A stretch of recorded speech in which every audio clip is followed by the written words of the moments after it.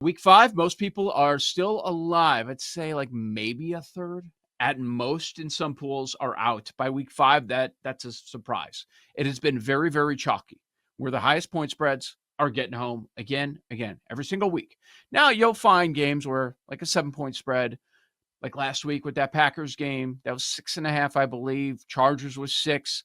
We get some upsets. There is a big difference, Sam, as you know, between 6.5 or 7, or 7 and 7.5, which is something I want to talk to. And we're seeing it in the results through a month of the season. You have more Survivor than anybody I know. What is your plan for this week?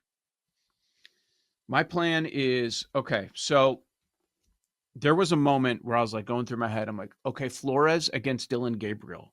That feels like that should be a lock, but I can't justify it. It's 3.5 versus all these games that are at least a touchdown, and I haven't used these teams. So I can't get there. Plus, the last thing I want to be doing is Sunday morning just kicking myself. Hey, you idiot. Why'd you put your Survivor on an international game?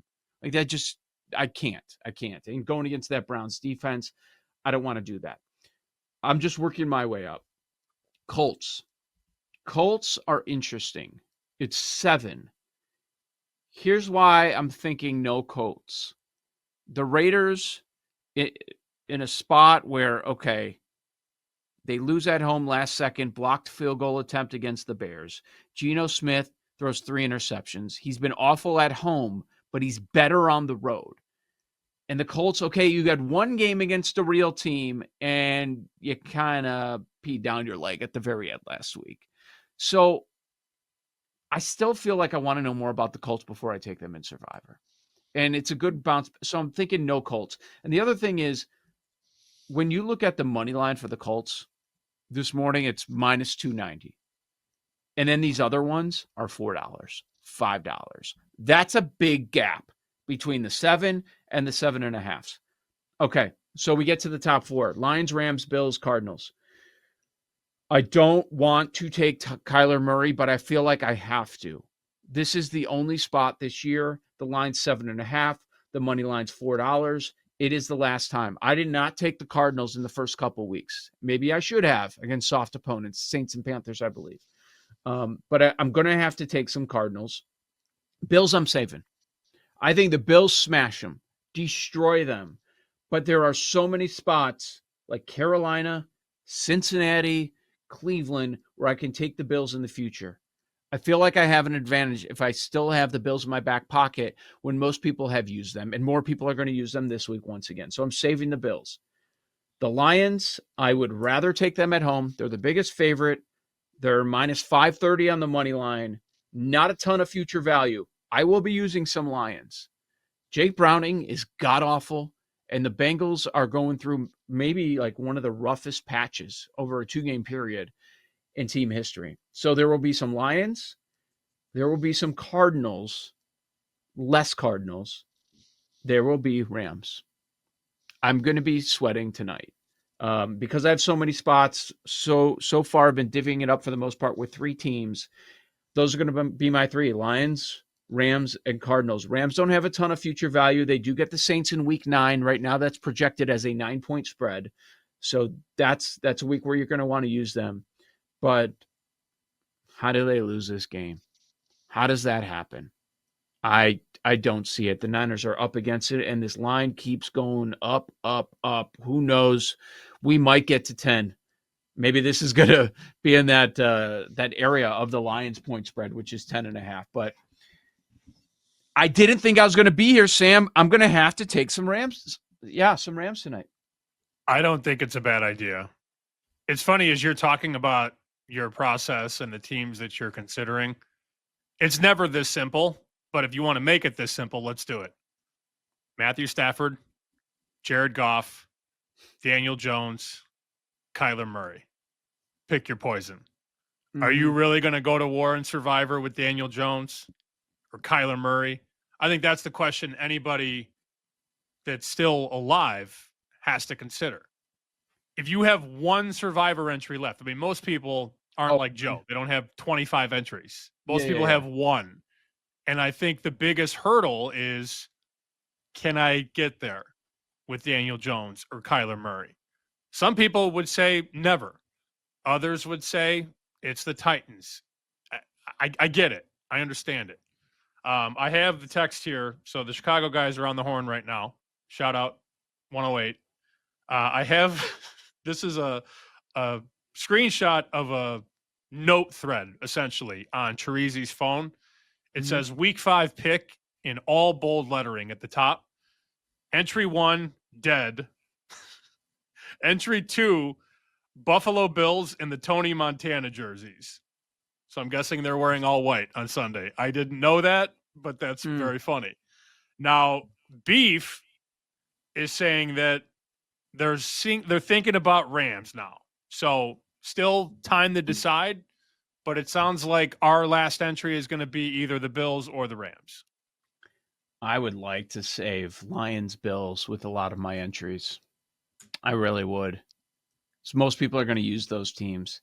If you're in a big pool, look, you're going to have to take teams like the Cardinals at some point. Big pool, it's going to go to the very end. You're going to have to use probably 20 teams, right? I don't know if they have double picks, however your pool is set up. But a team like the Cardinals that's in the middle, a team like the Colts that's middle trending up, you're going to have to use those teams at some point. So is this the spot for you? I think that's something worth considering. The Colts are going to be used by everybody in week 8 against Tennessee. Like Tennessee's that pick-on team, and that's why people are going to land on the Cardinals this week. I understand it. The chalk is getting home, man. Man, I didn't think I'd be here with Rams, but Rams feel like the obvious play, and the ownership percentage is going to be suppressed a little bit because it's Thursday night, because it's Shanahan on the other side, because it's a divisional matchup. And if you can get there on the Rams, who likely win, obviously, given the market move. I mean, the market doesn't lie. Look ahead number Rams -3, BetMGM 8.5, other books 9. I'm just saying, those sides generally do not lose outright. When a game goes from -3 to -9, right? I don't have numbers on this, but as somebody who's covered this long enough, usually that side, on the money line at least, gets home. Then you don't have to worry about the weekend. Then you're just kicking your feet up and not even thinking about anything on Sunday. If you can get through it on Thursday and just mentally get there on a team with the better quarterback, a healthy offense, probably, I don't know that they're that much better defensively, but I think their front is very special in Los Angeles. Do we think McVay and company are going to go down to Mac Jones and the depleted Niners? You may just have to do it and not overthink it. Just ship Rams. I'm thinking right now at 11 a.m. Eastern, when Kelly in Vegas joins us, she's going to tell us she went all in on the Rams. What do you think? Like, she does that. She goes, let's push them all. Let's shove this team. She did it with the Broncos in week 1. She did it with the, I think, was it Lions last week where she shoved Lions? Yes, and they started off shove losing. Lions. Yeah, and then earlier in the season, she shoved Broncos, I think, in the game that they almost lost to Tennessee. She might shove Rams. But that New Orleans spot, hover. Right now I'm hovering. You need shoving. to stop hovering, honestly. They've always said that about you. Stop hovering. Hover, shove, Ram, Ali. Now we're Ramily? Oh, God. Makes me sick. But yeah, I'm going to do mostly Rams. That's where I'm at. Because I'm trying to save Lions, and I'm going to have to do some Cardinals because there is no other chance. Especially in big pools, you got to do some Cardinals at some point. I like having quarterbacks that can see over the offensive line, personally speaking. But then again, I get cute in Survivor every year, and I'm out by October. So what do I know? Apparently, though, I'm very good at reverse Survivor. Just pick the loser. Yes. Oh, I can pick a loser. Pick the winner. Oh, give me a dog or give me a 1-point favorite. So what are you going to do? What are you thinking? I'm leaving it. I thought about it. We discussed it last segment. I've done really well. None of these games have been close that I've picked. Knock, knock, knock. New England's not going into Buffalo Sunday night and winning. I don't think so. I'm going to just leave it. New England to lose. That's my play. Okay. I'm going to shove San Francisco. Like, I think that's a different game theory.